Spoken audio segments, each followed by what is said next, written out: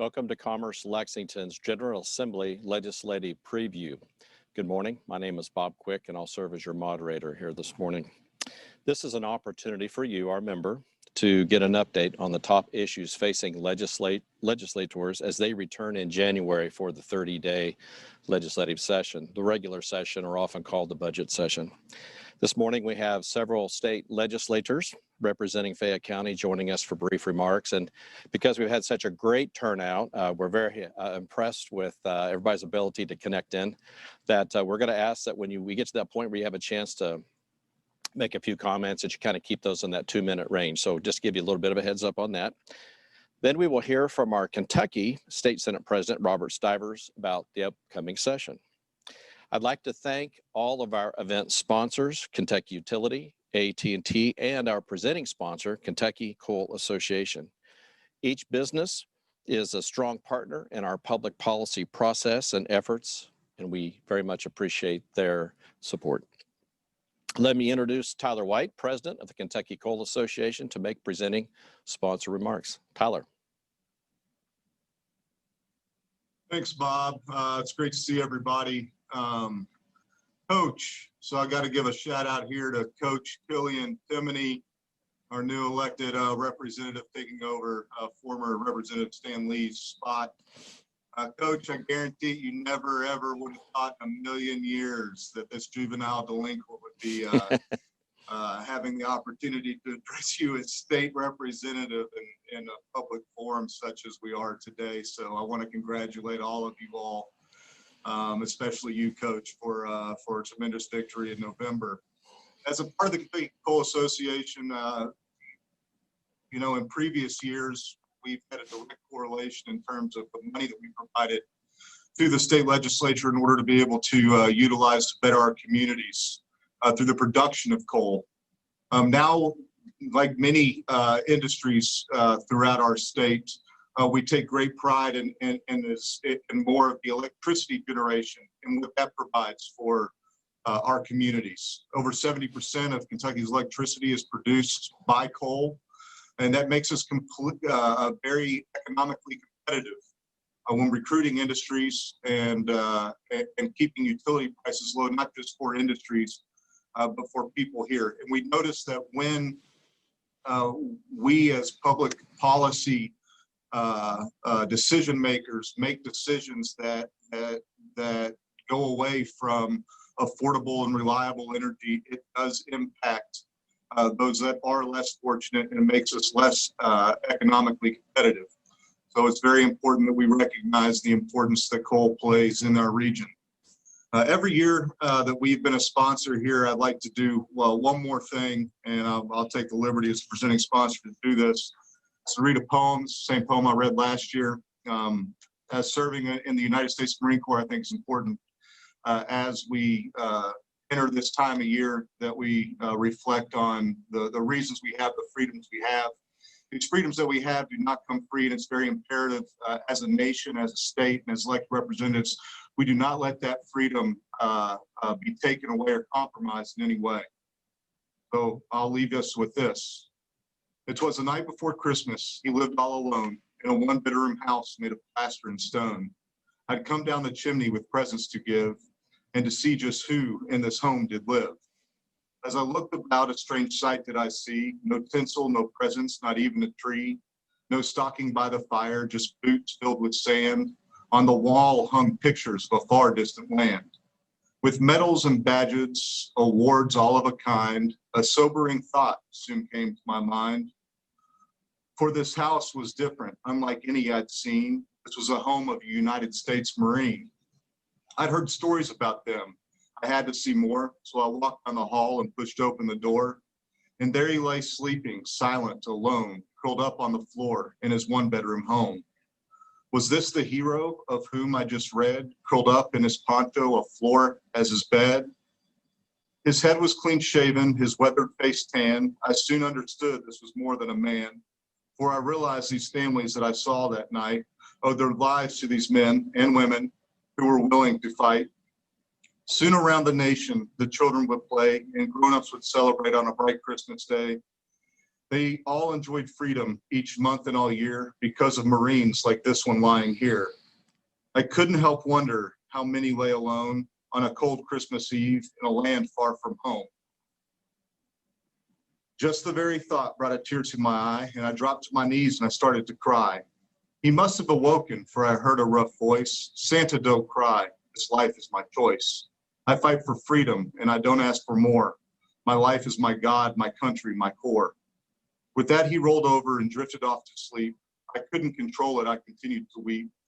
I watched him for hours, so silent and still. I noticed he shivered from a cold night's chill. So I took off my jacket, the one made of red, and covered this Marine from his toes to his head. Then I put on his t-shirt of scarlet and gold with an eagle globe and anchor, embolized so bold. And although it barely fit me, I began to swell with pride. And for one shining moment, I was Marine Corps deep inside. I didn't want to leave him so quiet the night, this guardian of honor, so willing to fight. But half asleep, he rolled over in a voice clean and pure, said, "Carry on, Santa. It's Christmas Day, all secure." One look at my watch, and I knew he was right. Merry Christmas, my friend, Semper Fi, and good night. Thank you very much, and God bless, and please remember the sick and suffering during this time. Thank you, Tyler. Very special, very touching, and we always have to keep those things important to us out in front of us and not forget. I want to thank you again, Tyler, the Kentucky Coal Association, and our other sponsors for making this event happen. Before I introduce our panel of legislators representing Fayette County, I do want to say a couple other things. First of all, I want to thank you for your efforts to not only strengthen the Bluegrass region's economy, but the economy statewide. And we appreciate your service on our behalf. Thank you. We also have 3 newly elected members joining us. We look forward to building relationships with each of you. Congratulations again on tough fought battles, but we look forward to building that relationship and getting closer to you and work with you on the issues that are going to make Central Kentucky move forward. And I would, as I mentioned earlier, like to give each of you 2 minutes to introduce yourself, to give your thoughts on the upcoming session and business priority issues or priority issues that you may be working on this session. And one other thing I want to add is for the business community, these are some of the top issues that our business members have told us. Number 1, targeted COVID-19 liability protections for business. Number 2, unemployment insurance trust fund and rate increases on business. Increasing investments in the state's infrastructure and road fund. Helping increase broadband capacity in underserved areas. And continuing education investments at all levels. So let's get started. And the first individual I'm going to call on, someone we all know, after he gives his remarks, he's going to have to drop off. He's got a committee he's got to jump into and participate in. But Representative Matt Koch, glad to have you this morning. Thank you, and look forward to hearing from you. Hey, good morning, sir. Good morning, Commerce Lexington. Thank you all our sponsors. Thanks for having us on here this morning. I represent the 72nd District, which is Bourbon, Nicholas, Bath, and then Northern Fayette County. So happy to be on here this morning. Happy to be starting my second term. Very excited. Obviously, we have a very large, jam-packed session coming at us with a budget and 30-day sessions. I'm ready to get in there and start tackling those issues. 3 things I want to talk about this morning, and all 3 of them hit very close to home, very personal with me. First off is broadband internet. We've really got to look into this. My kids are virtual schooling. I know firsthand the pains that are going on with this right now across Kentucky, and we've got to look and make investments. They're going to help us get broadband even in these areas, the remote areas of Kentucky, and get them out there, not just for our kids, which is obviously extremely important in virtual schooling. We've got to do it for our agriculture community. Technology is further and further driving what's going on there, and for our business as well, as more and more companies are learning to operate remotely. So broadband internet is huge. Unemployment insurance, as a small business owner, I just got notice the other day, moving from a Schedule A to a Schedule, all the way up to a Schedule F, I believe. And those are going to hit us in quarter 1, and that's going to be tough, especially on, well, it's going to be tough on all businesses, especially small businesses. We're going to be looking at paying that increase right here in the first quarter of the year, and that's going to be tough. So anything we can do with that to help give some relief to businesses as we move forward, we've got to do it. Another issue that's very near and dear to my heart, historical horse racing. Being a member of the horse community, especially here in Central Kentucky, we've got over 60,000 employees with that business. We've got to do everything we can to provide relief. This Supreme Court ruling could not have come down at a worse time for this business, and very much look forward to doing everything we can to assist the horse industry and helping them be able to maintain and move forward. So with that, I will let the next person take over, and thank you all for having me on here this morning. Thank you, Representative Koch.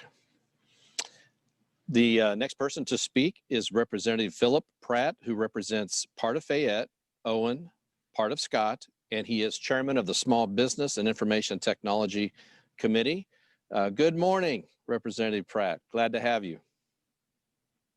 Good morning. Thanks, sir. I appreciate Commerce Lexington allowing me to speak today. I must admit, if Tyler White had not said his name, I'm not sure I'd recognize him with his pre-COVID beard he has on there. But as you know, we have several things going on this session. Number one thing we got to do is a budget. We have to do a budget. That's one of the things we have to do this time. You know, we did 1-year budget last time, and well, we have to do that again. And again, expand on what Representative Koch said, expand internet to the unserved and underserved areas. That's also been a passion of mine. We addressed it last session. We are going to address it again this session. There's several things we're working on trying to move that forward, but we have to do better with that. Another one is inequality in childcare. It's actually a restriction to small business to actually get us back on track once we open up again. If we don't address that, we are going to be, we'll be hurting. And another one of your priorities actually is liability protection. We actually call it a hold harmless bill that basically says businesses that follow the CDC guidelines and someone contracts COVID and wants to sue them, we need to hold them harmless. And if you don't think that's not going to happen, last time I checked, there's well over 55 lawsuits already been filed by people who said they attracted COVID by their own choice, went to that business or went there. But yes, they want to hold, they want to sue someone. Another thing that is very important to me is inspection fees on small businesses, on food processors, especially the mom and pops. They were paying about $125 in inspection. They could go up to $2,500. I will admit the cabinet came back to us and said, oh, we're only going to go to $400.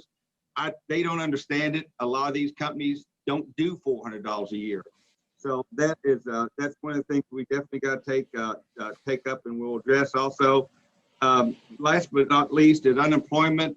Matt Cook, Representative Cook had also touched on that.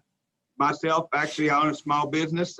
We actually went from the lowest to the highest without laying anyone off. And to put that in numbers for you guys to help understand, in my company alone, it's about $18,000 we're going to have to cop up this year because of the fact that our employment's been a debacle from word go. We have, last time I heard from the group, they had 1,700 people that had filed in March. They still had not processed. Now I think they're up to 92,000 people that have not been processed. We have to address this unemployment. Those are enough to keep us busy this session. It's going to be jam-packed. I look forward to hearing from you guys. Thank you for allowing me to speak today. Thank you, Representative Pratt. And just to echo that, I was at a small business this morning about 6:30 a.m. They open up their doors at 6. And quite frankly, these are the issues he brought to my attention. And they are small business. They are cream of the crop type business, but they're trying to figure out how to make ends meet. So again, thank you for that. Next we have is a newly elected Representative-elect Killian Timoney. I heard they called you Coach. I kind of hear everybody says they kind of call you All-American on a lot of fronts. We're glad to have you in our delegation. And you're newly elected and you represent part of Fayette County. Representative Timoney. Bob, thanks for the introduction. And, you know, it's funny, my background is education, and that's where I got to know Tyler from. And, you know, he said, am I amazed that, he's in the position he's in today? And the answer to that is no. I'm just more amazed at how full that beard he has that came in. 'Cause when I knew him as a 13-year-old, there was no prospect for that beard. But anyway, I digress with that. But my name is Killian Timoney, and I am the representative-elect from District 45, which is Southwest Lexington. My background is education, higher ed with my parents, and I've been a high school teacher and a coach, middle school administrator, and elementary administrator. So I've got K through 12 experience. So obviously my passion is education, and that's mainly my reason to why I decided to run. All the conversations with students that I had, where I would ask them what they wanted to be when they grew up, and even high school kids, I have no idea. So basically what I kind of deduced from that was that, this concept of, the American dream, the reason why my parents immigrated to the United States from Ireland, a better life and a better day. I believe that we can do a lot of things economically to reinstill the American dream with our families, good jobs, good communities, good wages, have them believe in a better day for tomorrow. Because I think that that's where we are. I think, obviously I'm a rookie here and I don't know the ins and outs and the details of policies and policy numbers, but I do know where humans come from, and every single day people wake up and want a better day. They want a better life today. They want a better life tomorrow. They want a better life for their family. And we need to do things. There are things that we can do in the intermediate and in the immediate future. We need to make sure our businesses get back on track. They're functioning at full speed. We need to make sure that our limitations that we place on businesses are logical and are sustainable. And I think that those are some things that we need to look at definitely. But the last thing that, in the education world, everything is, being held accountable. And the industries that we hold most accountable are the ones that are most profitable and the ones that make the most progress. And that's what I hope to bring to the table. And I'm really happy to be here. Thank you. Well, glad to have you, Representative-elect Timoney. Look forward to working with you. Another new face. We're glad to have Representative-elect Matt Lockett. Thank you very much for joining us this morning. You represent part of Jessamine County and part of Fayette County, and we look forward to getting to know you too, but go ahead and share some of your key thoughts and priorities. Well, thank you so much. And it is certainly an honor to be here and to be participating in this. I just want to say thank you to Commerce Lexington for hosting this as well. Kind of like Killian, I am obviously new coming in to this, and so I am going off of priorities that I have that our constituents have said that it is important to them.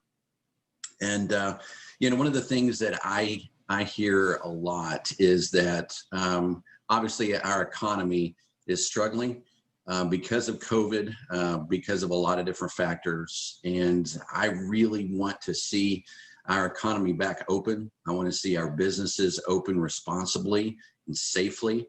And I believe that we can do that. And our small businesses are the lifeline and the lifeblood of our communities, especially in a place like Jessamine County and Southern Fayette. Our livelihood is based on small businesses here. And so it's important and vitally important that we open in a responsible way. And it's also important too that we don't pin this entire recovery on our small businesses as well. And so that's important too. Jobs, certainly bringing jobs to our state in this area is up at the top of my list as well. Something that I am passionate about, something that I believe that we have so many great resources here and infrastructure here that we can offer businesses and corporations to come in and provide jobs that we should be doing that. Also, education is a big one for me. I've got two kids in public schools, one at UK and one in high school. And I know this year has been tough. It's been tough on them. It's been tough on parents. It's been tough on teachers. And it's important that not only that we open our schools up, but that we also invest in our schools and give our parents a choice in terms of how they educate their children. And I believe that is so important to be able to do. Obviously, unemployment is a big one as well. I think I hear from someone every day in terms of, can you help me with unemployment? And we as a state have to do better to take care of our people that are struggling and suffering through really no fault of their own. And it's important that we do all that we can to make sure and take care of them. So those are just a couple things that are important to me. I appreciate, I'm certainly looking forward to this session and diving into these. Thank you so much. Glad to have you, Representative-elect Lockett, and congratulations on your victory. And we also look forward to getting to know you better and working with you. Thank you. Representative-elect Dan Pfister, newly elected and represents part of Fayette, part of Franklin, and Woodford. So thank you very much for joining us, and the stage is yours. Thank you, sir. Appreciate Commerce Lexington inviting me today. And I want to give a special shout out right up front to Tyler for that poem. That was very moving. I really appreciated that. As you said, I will be representing Western Fayette County, Eastern Franklin County, and all of Woodford County. And what I campaigned on and worked hard on was the economy and unemployment. I am a lifelong farmer and small business owner. And I look forward to getting back to where we were about a year and a half ago, where we were celebrating the lowest unemployment in recorded history, the highest investment in business in this state ever. And I would like to bring us back to that. As a new legislator, excuse me, I'll be doing a lot of listening and a lot of learning. But I'm looking forward to be part of the team and to work with Commerce Lexington as well. Let's get this country back going, and get our state going, and get our people back to work. Thank you very much. Thank you, Representative-elect Pfister, and congratulations on your victory. And yes, we look forward equally to getting to know you. And congratulations, Woodford County's new chamber president, Emily, is really hitting it out of the park. And so we look forward to the partnership, further extend that partnership as well. Here's a face that we all know, a longtime face, excellent leader, has helped us tremendously on so many fronts, always accessible, and we really enjoyed getting to know you. Senator Ralph Alvarado, who represents Clark, Montgomery counties, part of Fayette, and is chairman of the Senate Health and Welfare Committee. Thank you so much for joining us, Senator. Well, thanks for having me on, and good morning to everybody, and hopefully having a pleasant, soon-to-be winter morning. I guess things are a little bit chilly outside, but first of all, thanks to everybody who's joined in. Thank you all for your continued efforts to advance business and commerce in Lexington and in Kentucky, and on the tremendous accolades that your organization's always achieved, really, in your advocacy. And it doesn't go unnoticed by people here in our state and then also nationally, frankly. A lot of important things coming up. We got a short session. You know, the budget obviously is going to be one of the main focuses of, and it's going to be uncharted waters, trying to get a quick budget. The numbers don't look nearly as bad as we thought, fortunately, and I'm sure you'll hear more from that from President Stivers in a bit. Some of the priorities that I'm looking at are things, I think they're somewhat obviously healthcare related. You know, the COVID-19 liability relief.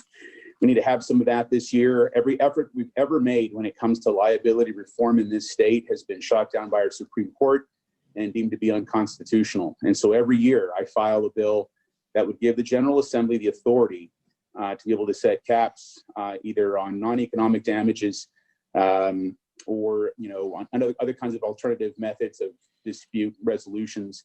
I know I get vilified for that by some people every year, but for us to make any efforts and attempts to really pass laws when it comes to liability reform, we have to have that constitutional authority. So I continue to file that. Surprise billing continues to be a big issue. It looks like there might be another compromise on Capitol Hill in DC. We'll see. That always seems to fall through at the last second. But if they don't get that through, I've got a bill that I filed. Now it's my 4th year trying to resolve surprise billing that hold patients harmless and allow providers and insurance companies a method of resolution on that issue. Telehealth has been something that saved many of us during this time, especially during COVID-19. We're looking at probably broadening telehealth services, and there's a bill coming out of the House that we're going to try to make sure that we get through both chambers this year. That's something that everybody wants to see happen. We're also looking at a substance use recovery task force, also trying to find a way to reduce barriers in government to allow people to get back to work more quickly. There's a couple of bills that were recommended out of that. One of them was telehealth. The other one is going to be looking at trying to help people, again, get back into the workflow more easily. Trying to do things to treatment for providers for MAT or medication-assisted treatment, and trying to reduce barriers in that regard. So we've got a bill that's going to hopefully reduce those barriers, allow providers to get to MAT a little bit more quickly. That'll be filed in both the House and Senate. And then we're also looking at things like copay accumulators, where people are able to get help from nonprofit organizations or from other organizations to provide copays for services or for medications. There's some barriers from insurance companies in that regard. We're hoping to reduce those to allow people to use those more readily. So a lot of work to be done on the healthcare front. And again, we're just hoping that everyone can wait a little bit longer once these vaccines roll out. I encourage everybody to use and get their vaccines if they can. The sooner we get those into folks, the more quickly we can all get back to a normal lifestyle again. So thank you all for listening, time, and please continue to fight and have your voices be heard every day. Thank you, Senator Alvarado. Thank you for joining us. Thank you for your leadership. And, you're always very accessible, and that means a lot to us, especially when the chips are down and we've got some tough issues and people need help. So thank you. Also, Senator Tom Buford, glad to have you. And Senator, when I was looking at who you represent, the different counties, then I was thinking of Senator Alvarado and others. This makes the whole case about why regionalism is really significant and important to Fayette County and surrounding counties, because we are also dependent on each other, and our leadership, the folks who represent us, like yourself, represent a wide swath of the community. You represent part of Fayette, Girard, Jessamine, Mercer, and Washington counties, so quite a swath. Anyway, Tom, take it away. Thank you very much. As we move into this session, yes, it's a large district that I represent, and I'm glad it's very diverse. But ultimately, I have to tell the Lexington Chamber of Commerce that the counties I represent, responsibly, their growth comes from what happens in Fayette County and the University of Kentucky. We realize that, and we understand it, and we have to pay attention to Fayette County to see that it's strong at all times. Some of the measures that we're going to have to deal with immediately, of course, will be the distribution of the COVID vaccine that is on the table right now. We do have a moral responsibility, and it's imperative that we get to those that are early in need of this, such as nursing homes and our medical care first responders, if you will. We have about 220,000 currently that have been diagnosed positive in Kentucky. We're at about 8.79 positive rate. After Thanksgiving and after Christmas, that will probably rise. We currently in our hospitals have 1,711 COVID patients. We are at capacity in the hospitals, and needless to say, we are in trouble without this vaccine. Another issue we'll deal with is the no-knock warrants. You all have heard a lot of that with Breonna Taylor and the things that we will do, how that will pan out. There is a lot of speculation as to what it will be, but something that I'm sure is going to happen here. Senator Stivers is personally involved in that. Then we have our unemployment, which should interest the Chamber of Commerce. How will that be repaid? We are approaching about $1 billion that we've received from the federal government. That has to be paid back. How will we pull that off? Will we get some forgiveness from the federal government? I'm hoping that we will. Another issue is the pensions. I know Representative Ed Massey has something to turn the beginning teachers of our TERS into a more hybrid program. How will that happen? It's going to be difficult as we get into this session. We're not going to allow a lot of people into the Capitol or the annex, as you can imagine, with the the virus that's around. So it's going to be hard for them to come and express their views other than through measures like this, Zoom, phone calls, emails, and I hope that they do. Now we have the road fund. Are we going to increase that? Always, they come to me each year, what's the chance of getting this done? And I said, well, it's not good. And we never have a session where people feel that they have financially enough money to extend a tax to others. This may be, again, with the COVID, the unemployment, the issues, another difficult time to talk about a gasoline tax increase. We have 5 million fewer traffic vehicles coming into Louisville over those bridges this year than we did a year ago. Now, there's other issues other than the COVID for that in Louisville, I understand.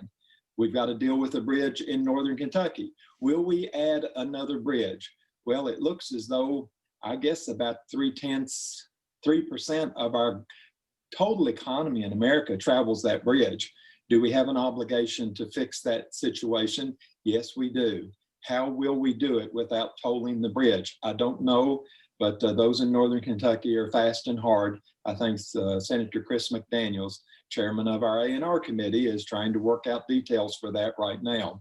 Are we going to limit the governor's powers? This is a difficult situation because we have separation of powers in our constitutions. There may be some things we can do. In the late 90s, we had given the governor the ability to make expansions into Medicaid and achieve the programs that were there without seeking legislative approval.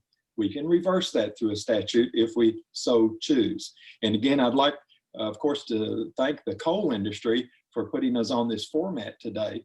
The coal industry in East Kentucky is needing our help more than ever before. The resources there have dried up. The unemployment is just miserable.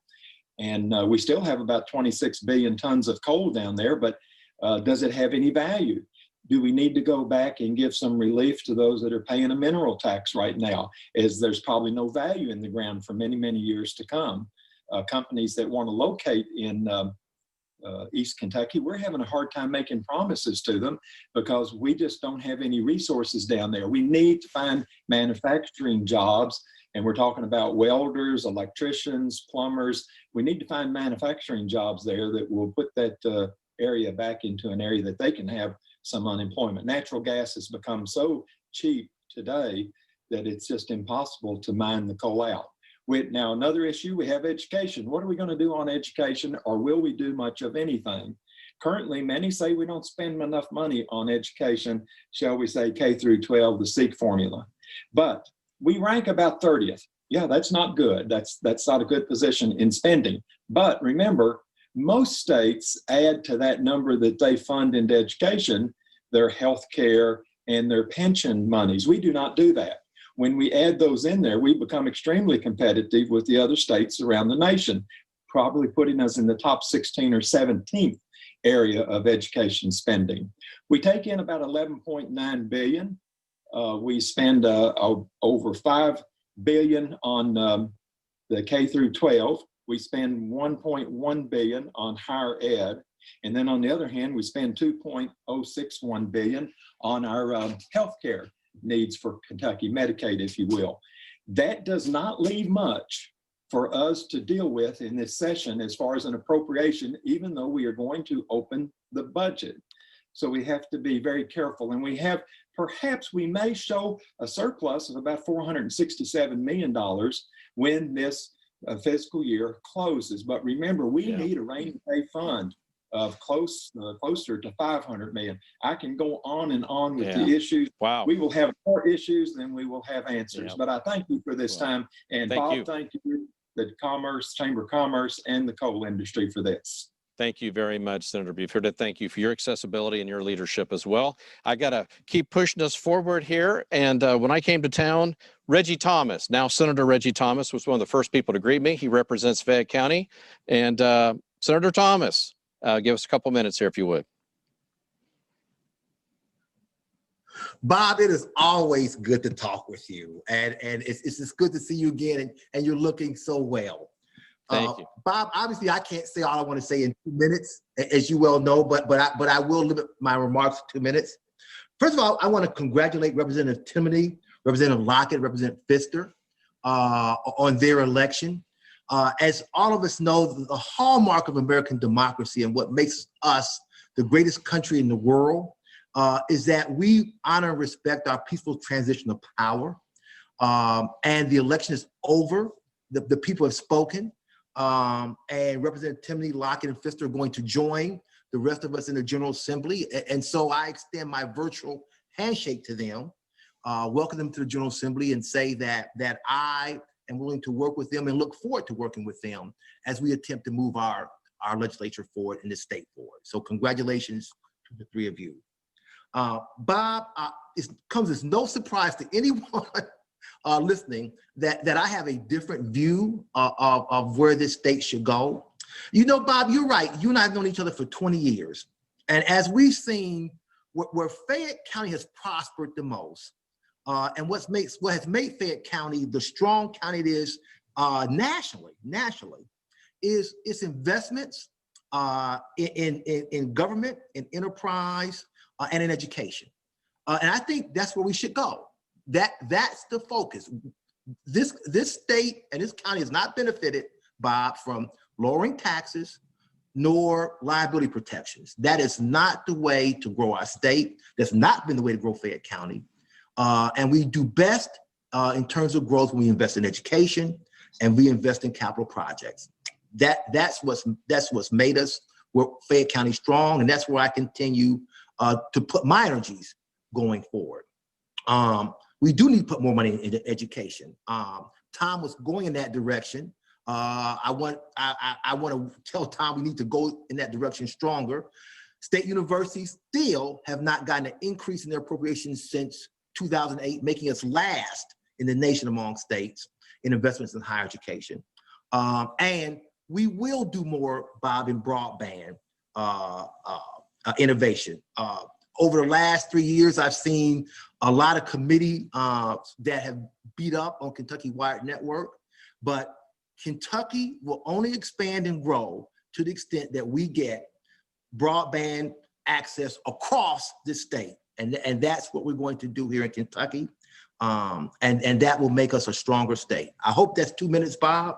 Obviously, that was good. I have a lot more to say over this next session, but I'll stop there. You stayed right at that 2 minutes. Thank you very much. Thank you, Senator Thomas.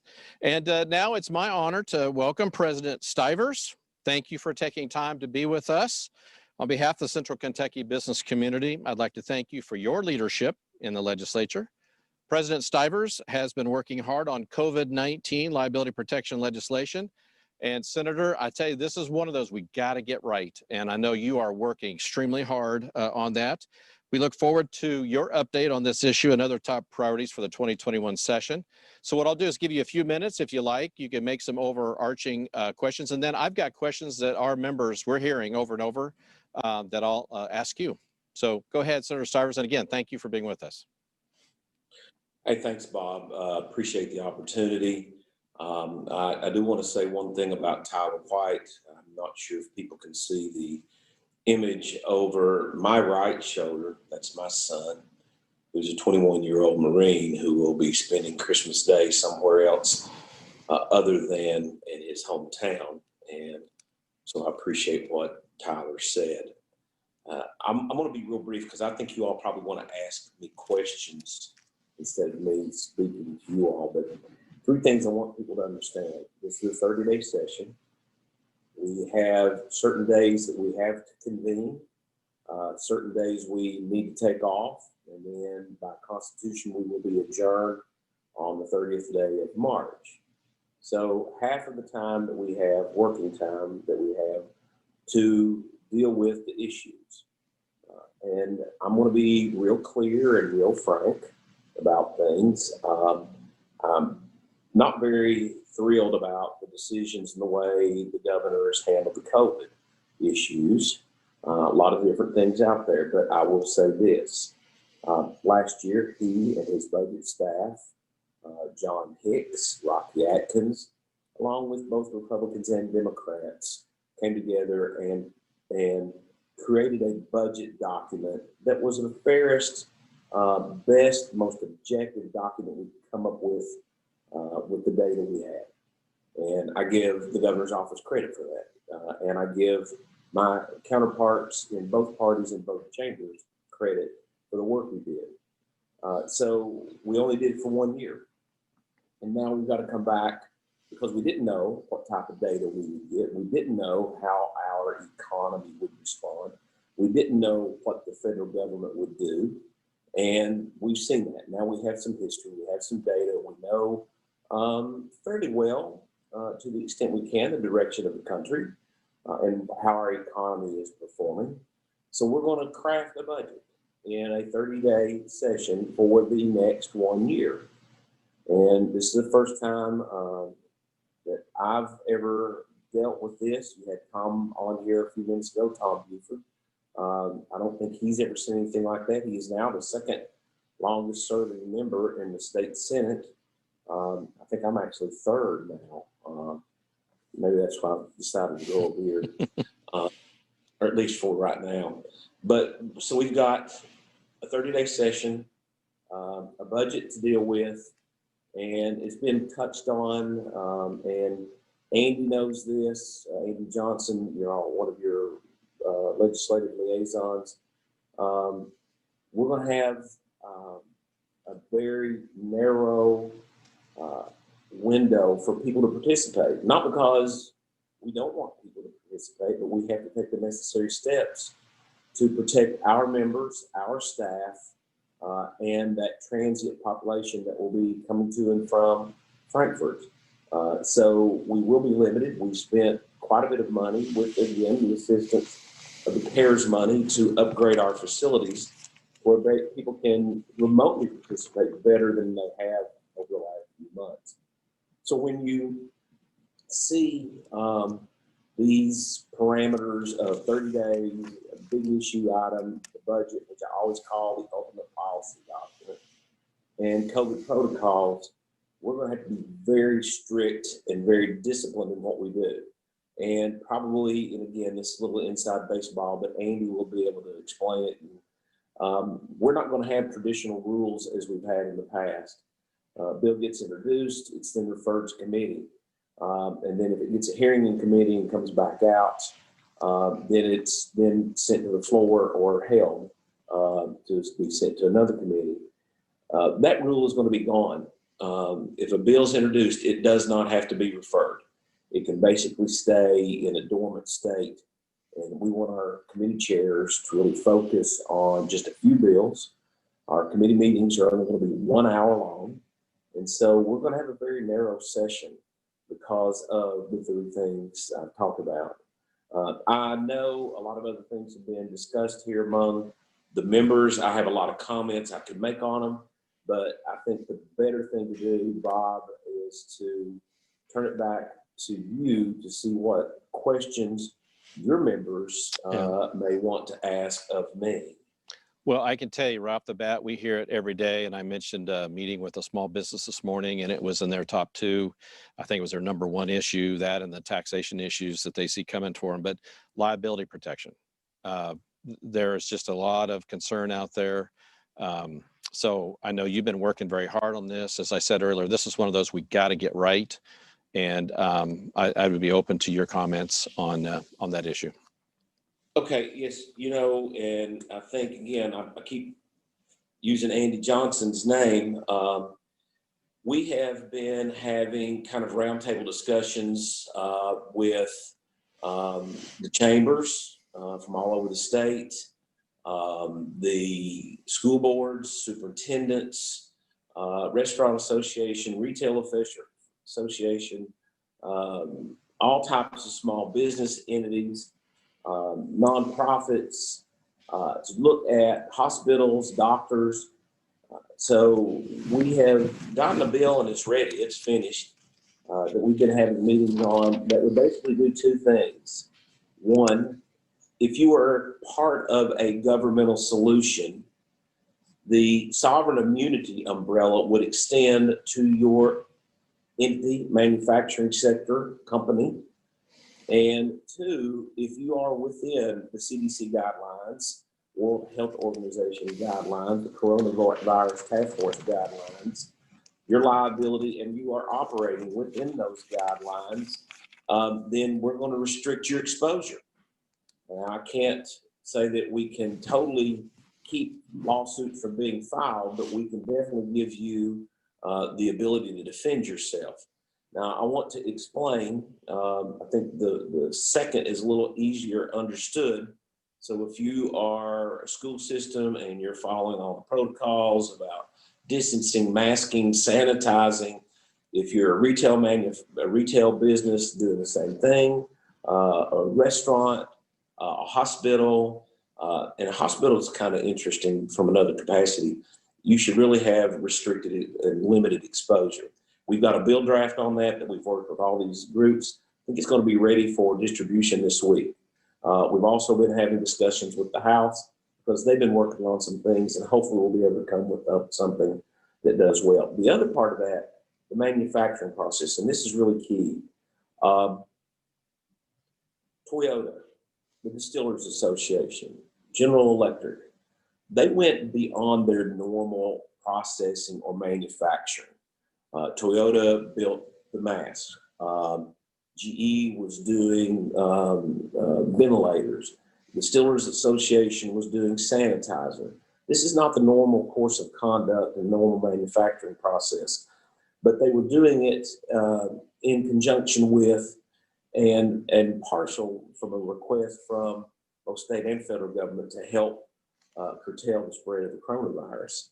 Now that they are working hand in hand with the government, providing PPE, that's where they should have the umbrella of sovereign immunity that comes over them to protect them from suits. Because if they could not have those protections, then think what it would have been like if we did not have ventilators, masks, and sanitizer in this last 8 months.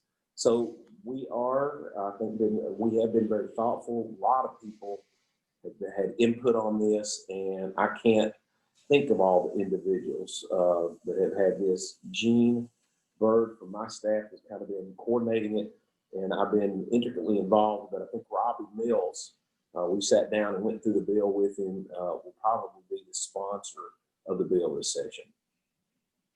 Well stated.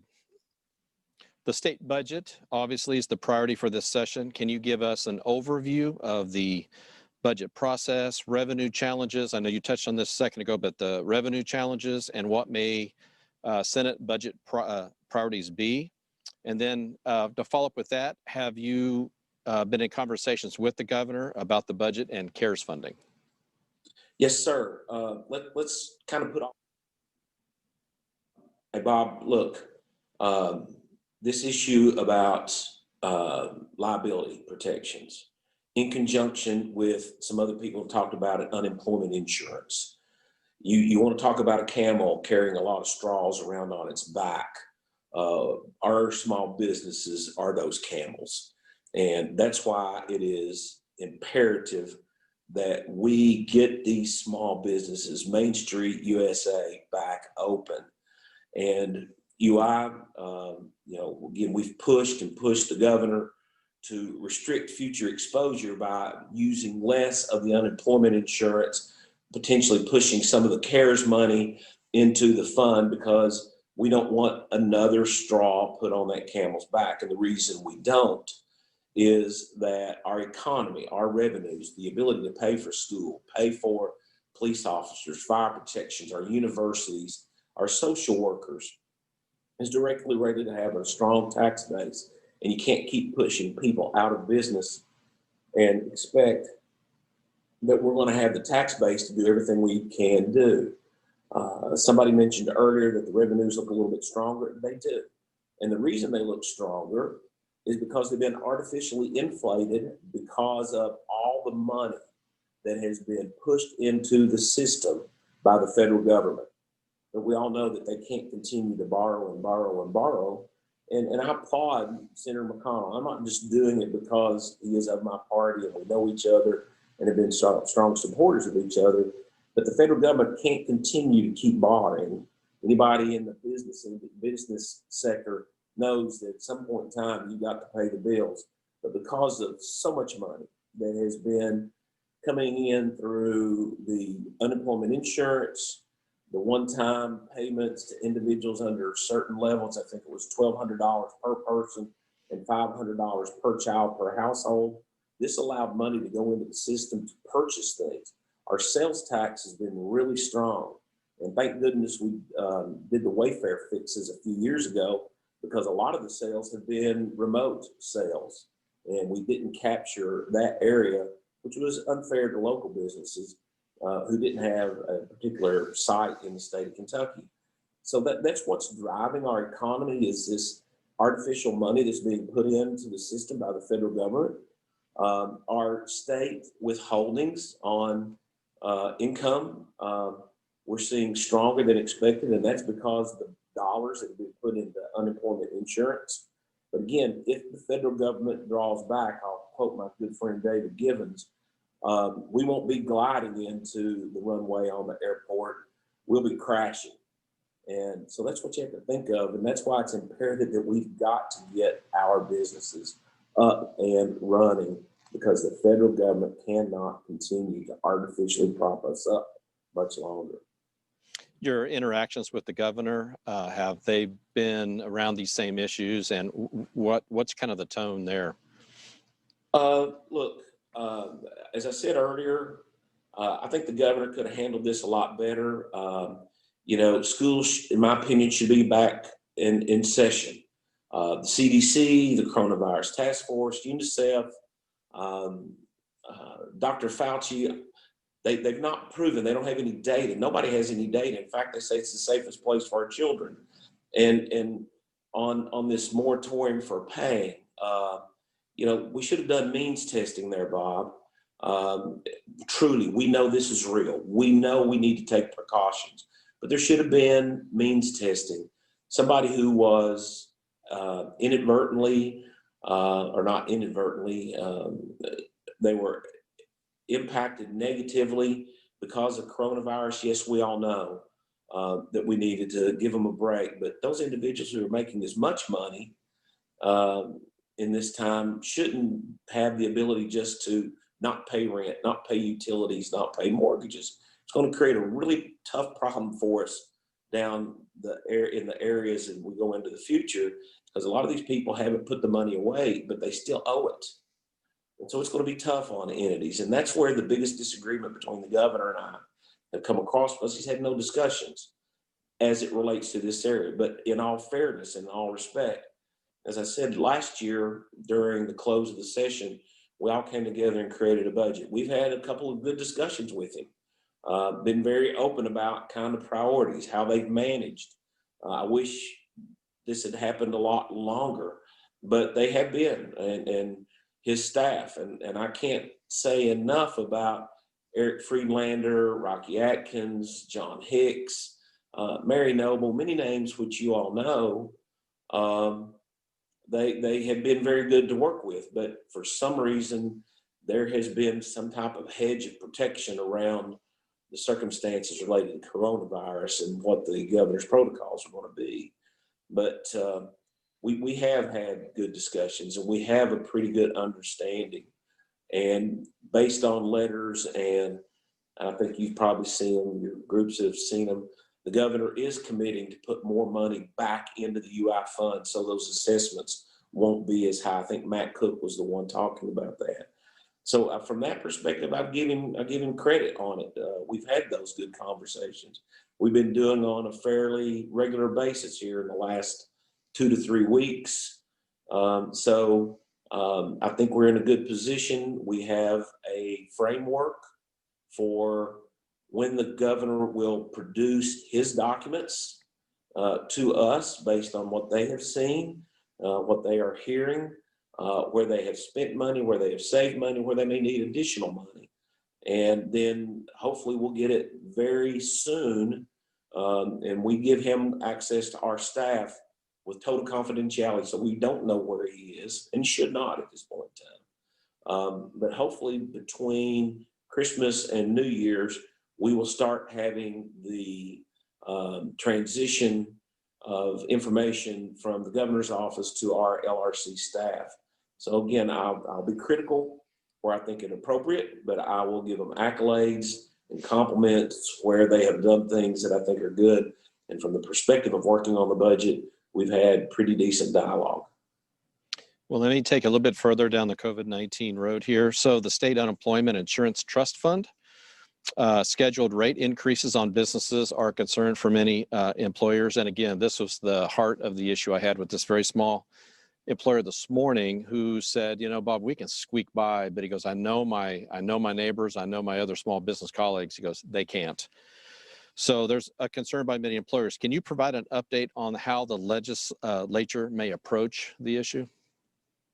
Well, again, we had, and I'll go back to this, Cabinet Secretary over at Labor came over with Rocky Atkins, sat down with David Givens and myself, and I know they're having these discussions with the House, and we talked about it, and I think the governor, based on, I truly believe, and I think, Bob, you probably saw these letters, have decided that they're going to try to take some of the CARES funding, about $200 million, to replenish the unemployment insurance account. The other component of it is we may have some excess monies, one-time dollars that we can put into the fund account. And again, I think it goes back to the letters that we have written and the response we have gotten. I think the governor had basically an open line of credit of about $850 million. And he has decided not to go to the full extent of borrowing from that amount. So we are looking at those areas about what the exposure will be. We don't know in totality what the exposure will be. We're also having discussions at the federal level with our counterparts about what may happen in the next package. Hopefully it will be opened to where the state can continue to replenish its UI funds, so those assessments aren't there. I believe our federal delegation understands that because they know that they have been propping up our economy, and unless we get these businesses to open up, they're going to have to continue to prop up our economy, or we'll go into a very deep recession.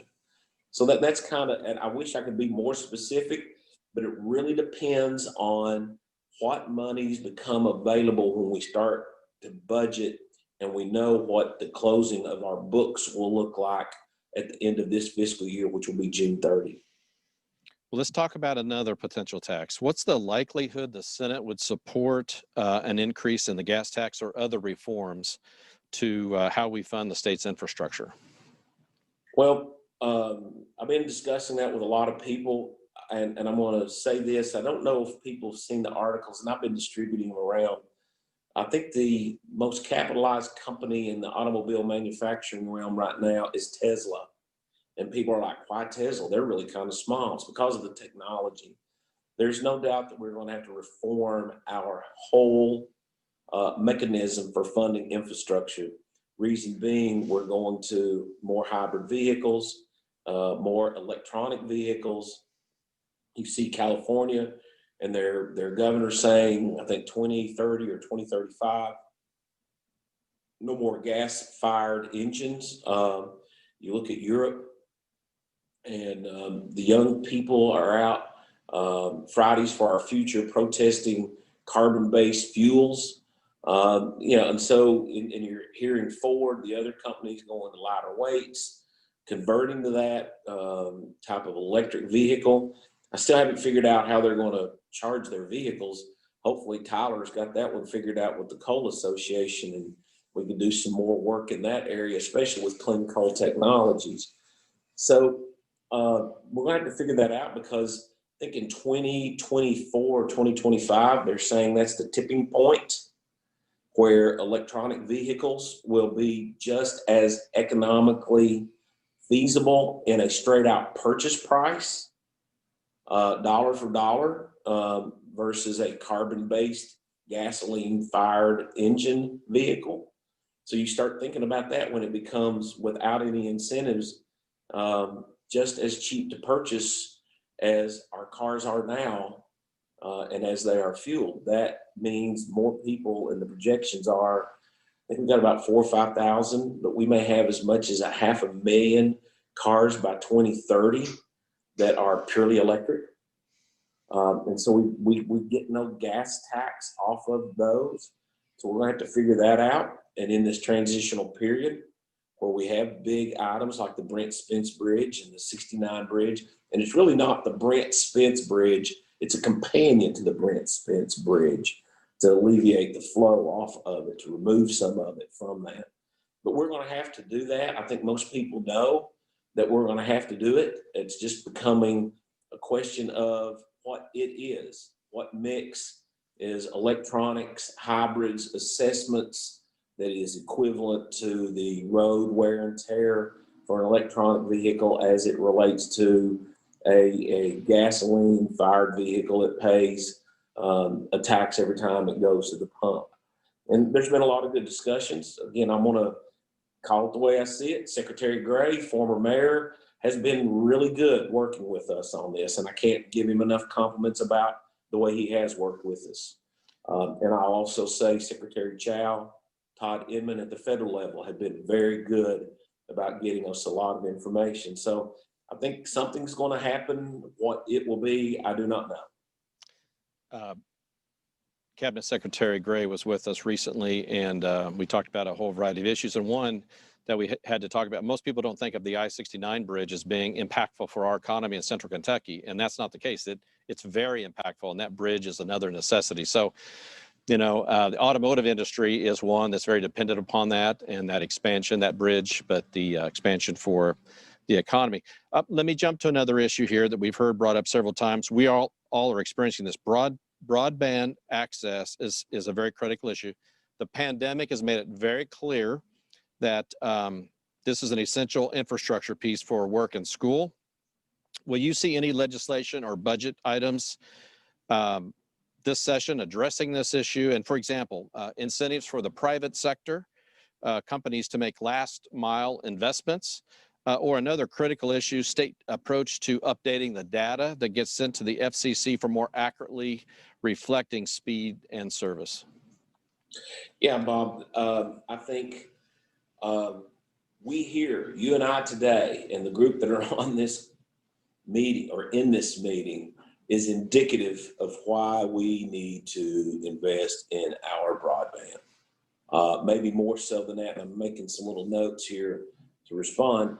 The biggest issue is naturally, in my belief, is the delivery of education. It's totally changed. And so we need to make sure for that purpose in and of itself that we have a better infrastructure set up for broadband. And it's hard to believe that one of the most limited areas in the state, I think people would understand, Koch County, where I'm from, or Alsa County, or some of the other rural counties in Western Kentucky not having good last mile. But when you think about next door to Churchill Downs, that's hard to believe, but there are pockets and deserts like that that we need to address. And I think there's going to be several things that will be looked at. And I can give you models. Will this be the ultimate model? The one that we conclude with? No, I can't say that with any definitiveness. But here we can look like at what Tennessee or South Carolina or Florida did as to saying, all right, I think we passed it with like House Bill 362. There's some federal drawdown funds. Let's put 10 million, 20 million into a pot and create something like the Kentucky Infrastructure Authority has done with water and sewer, and say, come to the table, tell us what you're going to do, and private dollar match to show us that you're going to get 5,000 residents on appropriate cable speed or internet speed for the biggest bang for the dollar with the greatest return on investment. You know, how much you want to put up, how much federal drawdown, and then how much out of this pool, whatever we decide a pool would be, do you need to make it work? That's something similar to Tennessee, South Carolina, and Florida and what they did. And I think we may look at something like that. Will can I say with, as I said earlier, with total definitiveness that will be it? No, but I know that there is a big incentive and reason to get out there and extend and upgrade broadband. I know our time's getting tight with your schedule here, so a couple more quick questions. The General Assembly has provided funding for education in previous year budgets. Can you talk about any education or workforce development priorities for the session? I think looking at the statistics, there's still a lot of unfilled jobs. And we have had a lot of discussions, and I'm going to go back and use two of my children as examples. We don't check our life experiences at the door when we walk into the Senate chamber. I've already talked about my one son that's in the Marines, but I've got a son that's a master lineman 2 and a substation tech 2. And the reason I bring that out, he didn't fit the college mold. He loves being outside, loves doing things. And he's making a really good living, taking care of a family of 4 with technical skills. And we have so many vacancies that could just really have great opportunities and livelihoods if they went that direction. We need to focus on that. We really need to know we're getting close to $900 million a year into this state to do that. We need to get a better handle on it. We continue to want to promote technical education. But somebody said, I think it was Tom Buford, talked about how Fayette County drove the region. A few years ago, I think it was 13 or 14, I talked about at the state chamber the need to fund the research center at UK. And we put up $135 million, which has generated millions and millions of dollars, almost paid for itself with the grants it's gotten, specifically this opioid drug abuse grant. It got $80-some million scattered over 4 years. My daughter happens to be a biomedical engineer, master's level, and does research. And we really need to focus on those 2 areas that 2 of my children are in, because that technical side is where there are a lot of jobs. The research side is where there are a lot of jobs, and it's going to continue to be the areas we need to look at. And I think we are going to continue to look at policies that create those type of dynamics. And let me give you one small fact. David Givens, and you've heard me talk about David, really made the effort and led the effort for performance-based funding of the universities. Since performance-based funding has kicked in, minority students have gone up about 18% in their graduation rates since that time. That's a statistically significant move. And that's one of the things we can do to continue to help the African American community in this realm to continue to push for performance. Last question, 2 parts. What will the Senate's top 3 priorities be? And what will Senate Bill 1 be? What will our top 3 priorities be, and what will Senate Bill 1 be? We're going to meet over the next couple of weeks, and we're going to talk with the House, because we really want to do some things jointly. I'm going to go back. The budget has to be our first response and make sure that it is our number 1 priority. Second, I think we are going to be very aware of passing legislation that will help our business community, and not just liability protections. It gets into this education area, it gets into research, gets into all the things we said to create a good dynamic for the business community. The third, I think that, and I'm not putting this in any priority, is going to be looking at what the governor has done, because we've heard they spent $80 million on contact tracing, but the data is not effective in making decisions. It's overwhelming. And these are quotes I've heard the governor say himself. So why have we spent $80 million on that? If you don't have good data, why do you shut down schools but allow other places to be open? Why do you shut down bars and restaurants, but then you can go to a Walmart? And I'm not picking and accusing on anybody. I'm just saying, you know, without data, how do you make good decisions? And every time we've heard about contact tracing, that it has not been effective. So I would say we need to stop that contract. We really need to look at what the authorities the governor has from constitutional grants, enumerated powers, not implied powers. I don't think there's a term. I've heard the state Supreme Court talk about implied powers. Framers, our Constitution didn't imply anything.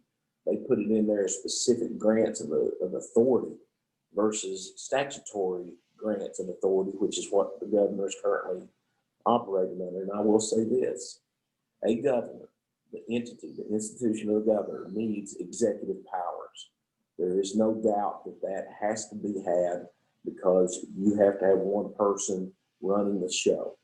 I'll talk about the ice storms of about 8 or 10 years ago, lasted for 30 days, but nobody ever envisioned a state of emergency lasting for 9 months. We know what we need to do. We need to social distance, we need to mask, we need to sanitize, we need to test. Those things need to be happening. And if people aren't doing them, then from a public health standpoint, then use some of this money to enforce those rules in bars and restaurants and retail, but don't do blanket shutdown orders because that is having detrimental impacts to our businesses, our economy, the mental health, which includes drug abuse, child abuse, spouse abuse, suicides, depression. We are all about saving lives. We just think we could do a better job of it if we took a more scalpel approach and had data that was accurate. So I think that'll be the third thing we really look at. And then Senate Bill 1? Senate Bill 1, I don't know. I think most people know that I've dealt with the no-knock warrants. We've talked about some of the things that have gone on in the cities. I really like to make it something that is unifying and can bring everybody together. But after this week, I think I'll have a better picture on it. So I hate to say that right now. Well, Senator, we appreciate your time. You're always a person of your word, and you're always very accessible. You have been extremely helpful for Central Kentucky, Lexington. We've appreciated the relationship, and I want to thank you for your time here today and your patience. We ran a little bit over, but you're very gracious with your time. Any closing thoughts? No, I'll just go back to this. We've got to get our businesses back open. We've got to strengthen our local economy. We cannot continue to rely on the federal government to continue to bail us out. Thank you. And also, I want to draw attention. Thank you for what your 3 kids do. Kids, they're young adults, because what they do is important in our future economy. They are our future, but also especially to your son, the Marine. I hope he knows how respected and how appreciated he is. So thank you for that. And Tyler, I would be remiss if I didn't say thank you for always speaking out and saying what's in your heart. And you struck a chord with this one clearly. So again, thank you, President Stivers. All of our local legislators, we look forward to work with all of you. Together, we can do a lot of great things together. Tyler, as I pointed out, thank you for being our presenting sponsor, the Kentucky Coal Association. Thank you to Kentucky Utilities and AT&T for sponsoring. And we're looking forward to the 2021 session and for being a policy advocate for your business. And if there's ever any issue we can help you with, or if you have questions about an issue, please do not hesitate to reach out to Commerce Lexington. We'll be keeping you all updated during the session with our weekly email. So let us know if you're not on that list so we can get you included. And today, while we were doing this process, the first COVID-19 vaccine was given to a nurse in New York. And so it's begun. And hopefully that'll be another one of those beginnings as we rise up. Thank you to Sam White, MSI Productions. And you heard this person's name mentioned a lot, Andy Johnson. She does a great job for us. Thank you, Andy, for putting all this together. And the guy you never hear much about is Mark Turner, but he makes all these events work and working with Sam and others. So have a safe holiday, happy holidays, and thank you all for joining us here today.